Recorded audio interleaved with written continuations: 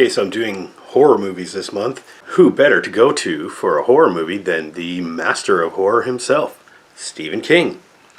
Here's a Stephen King movie, Maximum Overdrive. Now, it's not really horror. You know, there's quite a bit of graphic violence and some shocking, I guess, sort of supernatural sort of horror elements to it. This is a really goofy movie. So it's written and directed by Stephen King. This is from 1986.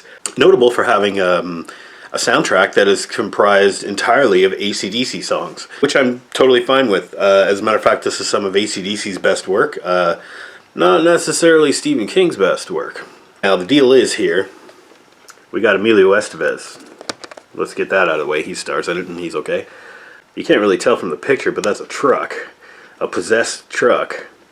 Basically, all the trucks come to life and terrorize the people in a truck stop. Apparently, a comet passes nearby the Earth, or the Earth passes through the tail of a comet, something like that. And somehow alien forces take over a lot of the machinery and technology, with a few exceptions, and I'll get to that later.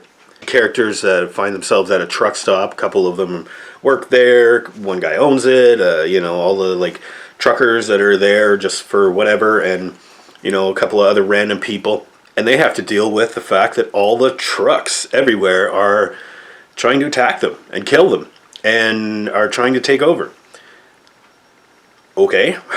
Maximum Overdrive is a really fun movie to watch. And it really kind of makes no sense in a lot of parts, and the characters are cheesy, and overall it works. Emilio Estevez is like this, he works at the truck stop, he's a cook, he's an ex-con, and he's kind of stuck there, and his boss is an asshole, and his boss is actually played by a pretty good actor too, Pat Hingle. Who you may recognize as Commissioner Gordon from the first couple of Batman movies, starting with Batman in 1989.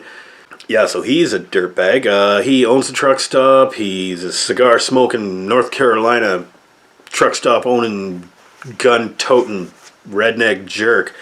And he treats Emilio like shit, but he has a secret that he's hiding in the basement of the truck stop, is that he has all these rocket launchers and grenades and military surplus items, machine guns with a bunch of ammo and stuff, and of course all these weapons come in handy though, so that Emilio can save the day and rescue all these other people that are stuck in the truck stop and trying to get away from all these killer trucks and killer technology, I guess. The rules of this whole thing aren't really very clear. I mean, so I guess I'm kind of assuming that it's okay, alien consciousness has taken over these things, or somehow some effect has given life to these things. It's not really defined. We get to see everything animated from an electric carving knife is one of the first things that comes to life and attacks somebody. Then a video game short circuits and overloads and electrocutes a guy. There's a funny scene with the baseball team, and it's like a soda machine. The coach goes to start buying some drinks for his baseball team, and he puts some money in, and nothing happens. And he's like, "Oh, come on, you stupid thing!" And he's pounding on the buttons and rocking the machine and stuff like that.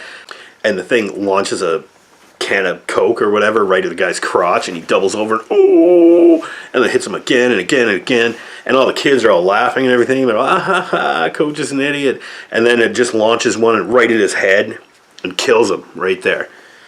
And the kids weren't laughing so much when that happened.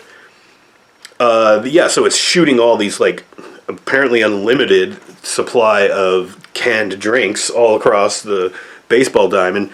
And all the kids are running away from it, and then all of a sudden a steamroller bursts through the back fence of the outfield and runs this kid over, and it's holy crap, man.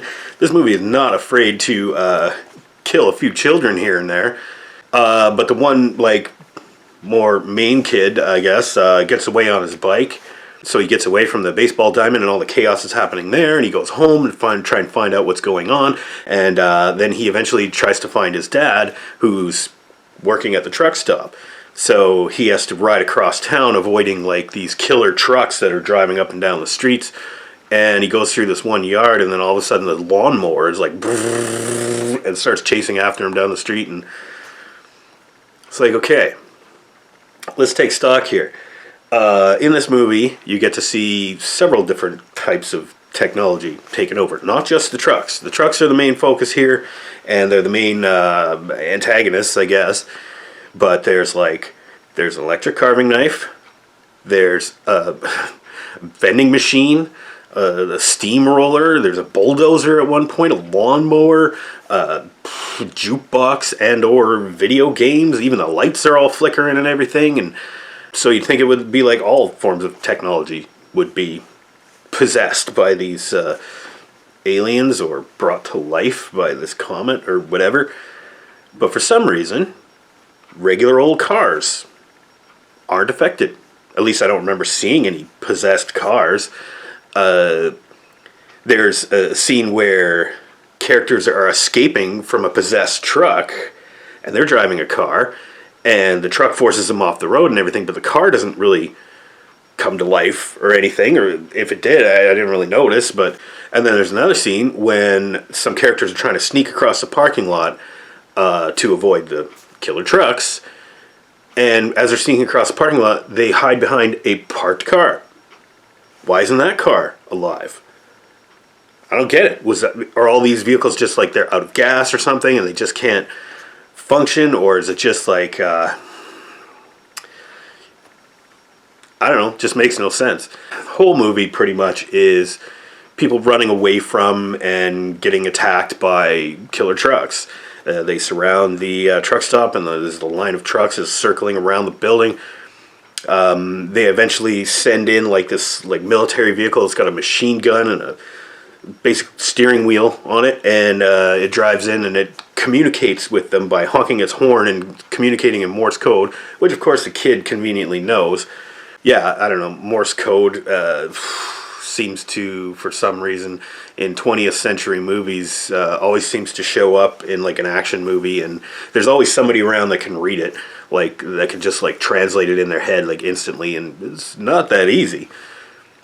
But that's yeah, you don't see that trope very much in movies going forward from 1986. It's pretty entertaining to watch, I'm not gonna lie. There's lots of explosions, lots of, I don't know, chases, mostly just a lot of rocket launcher explosions, stuff like that, and Emilio talking tough with a North Carolina accent, because the whole thing takes place in North Carolina, I guess.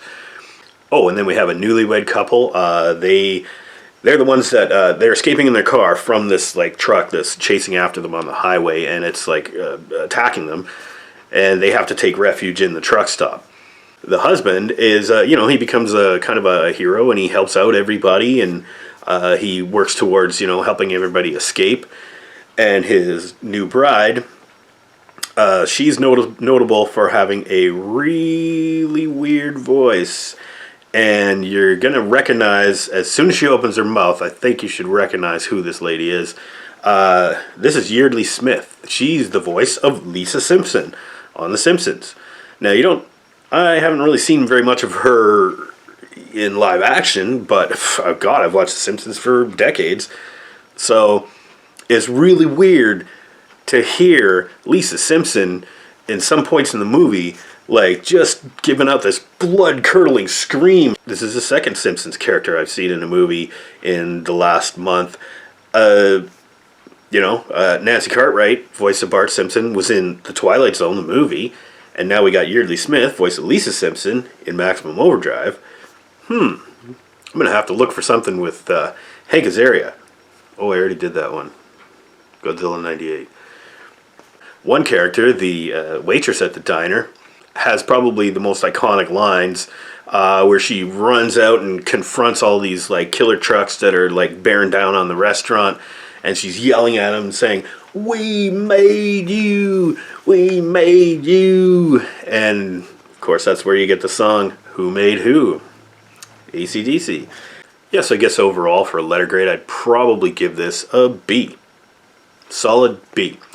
It's definitely the most entertaining killer truck movie I've ever seen. Wouldn't call it horror. There's not a lot of scares, maybe a jump scare here and there, but nothing, you know.